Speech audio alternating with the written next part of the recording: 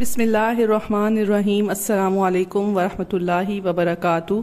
گھر میں خوشحالی اور سکون کے لیے صرف ایک بار آپ نے یہ والا درود شریف پڑھنا ہے۔ اس درود پاک کو روزانہ گھر میں ایک مرتبہ پڑھنے سے گھر میں خوشحالی اور سکون رہتا ہے۔ اگر کوئی رشتہ دار، بیوی یا اولاد کسی مسئلے میں تنگ کرتی ہو تو 11 مرتبہ یہ درود شریف پڑھ کر پانی پر دم کر کے پلا دیں۔ ہر طرف سے مخالفت ختم ہو جائے گی اور ماحول موافق ہو جائے گا۔ ایک بزرگ رحمۃ اللہ علیہ کا ارشاد ہے کہ جو شخص چاہتا ہو کہ اسے حوض کوثر سے بھر کر جام پلائے جائیں تو اسے یہ درود شریف پڑھنا چاہیے۔